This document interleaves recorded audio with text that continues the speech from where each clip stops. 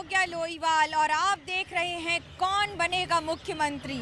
आज हुगली से, क्योंकि ये है हुगली ज़िला जिसने आज 31 ज़िलों में पश्चिम बंगाल में से एक था जहां आज मतदान की प्रक्रिया संपन्न हो रही है इसलिए क्योंकि अभी भी मतदान कई इलाकों में जारी है। और उसके साथ साथ ये भी ध्यान में रखना होगा कि आज जो 31 सीटों पर मतदान हुआ है उसमें कहीं झड़प, कहीं मारपीट, कहीं उम्मीदवार पर हमला तो कहीं मारपीट इस तरह से जिसने हिंसा का एक ऐसा चेहरा बना लिया जिस तस्वीर को पश्चिम बंगाल के साथ संबोधित किया जा रहा है।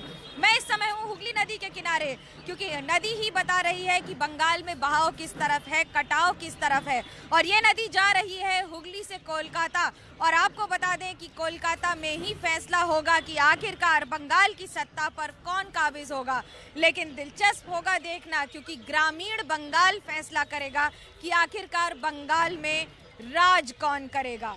ये तो बातें हुई आज की, लेकिन आज सारे दिन में क्या हुआ, कहाँ हुआ हमला, कहाँ हुआ पलटवार, क्यों ममता बनर्जी बिफरी और क्यों प्रधानमंत्री मोदी ने फिर एक बार कह दिया उन्हीं दो शब्दों को बार बार, सुनिए इस खास रिपोर्ट में।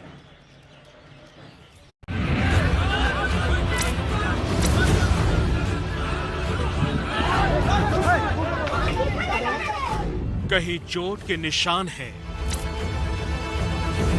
कहीं लहूलुहान इंसान है, कहीं लूट का कोहराम है, तो कहीं फायरिंग के बाद सहमा हुआ सन्नाटा है। कुछ ऐसी है पश्चिम बंगाल के चुनाव की रक्त रंजित तस्वीर, जहां चुनावी वादों और हर जीत के दावों से ज्यादा हिंसा का शोर सुनाई दे रहा है। टीवी स्क्रीन पर दिख रही इन तस्वीरों में भयानक शोर के बीच एक महिला खेतों से होते हुए जाती दिख रही है। ये कोई और नहीं बल्कि हुगली के आरामबाग से टीएमसी की उम्मीदवार सुजाता मंडल हैं। और यहाँ से जो लोग सुजाता के पीछे हैं उनमें से किसी के हाथ में डंडा है तो किसी के हाथ में चाकू। आरोप है कि सुजाता पर बीजेपी के समर्थकों ने हमला किया और उनके निजी सुरक्षाकर्मी के सिर पर चोट आई है। हमारा आरंडी में हमारा कर्मी लोगों को मार के माथा फटा दिया, सर तोड़ दिया उन लोगों को। एक आदमी का देख रहे हाथ से खून निकल रहा था। ऐसे करके बहुत सारा टर्चर और संतरास का जो पॉलिटिकल मतलब दिखा रहा है ये लोग पॉलिटिक्स, ये सोच रहा है कि ऐसे गंदगी करके ये आरामबाग सीट मतलब हासिल हो जाएगा। सुजाता मंडल पश्चिम बंगाल की आरामबाग विधानसभा सीट से तृणमूल कांग्रेस की उम्मीदवार हैं, तो वहीं दूसरी ओर सौमित्रो खां बीजेपी से सांसद हैं। दिसंबर में ही सुजाता ने बीजेपी छोड़कर तृणमूल कांग्रेस का हाथ थामा था, उसके बाद उम्मीदवार भी बन गई। लेकिन जो घटना हुई है सुजाता के साथ वो बूथ नंबर 268 पर हुई है और यही बूथ है जो आरामबाग में सबसे ज्यादा विवादास्पद रहा है।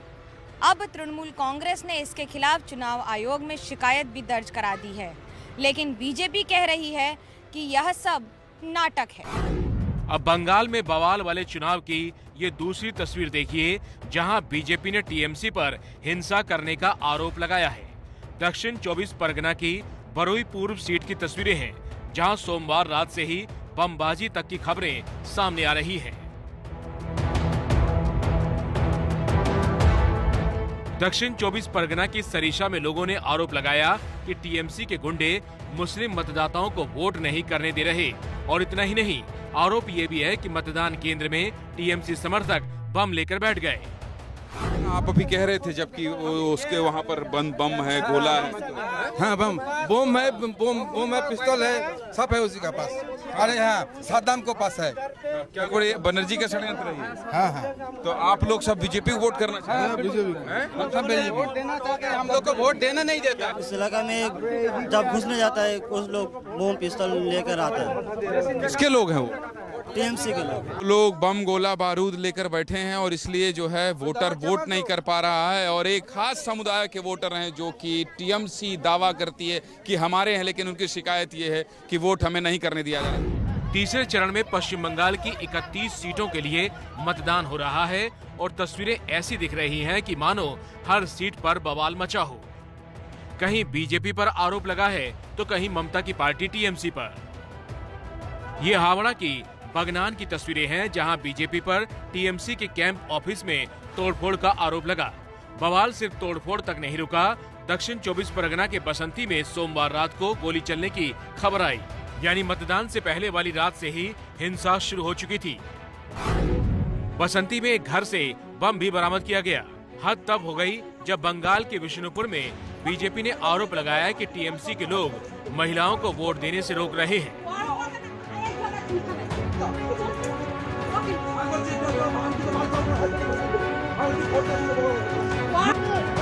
हिंसा को लेकर सबसे ज्यादा सुर्खियों में दक्षिण 24 परगना जिला रहा, जहां मोगरा हाट में आईएसएफ और टीएमसी उम्मीदवारों के बीच कहासुनी की तस्वीरें सामने आई। पोलिंग बूथ के बाहर ही दोनों पार्टियों के नेता एक दूसरे से उलझे हुए थे।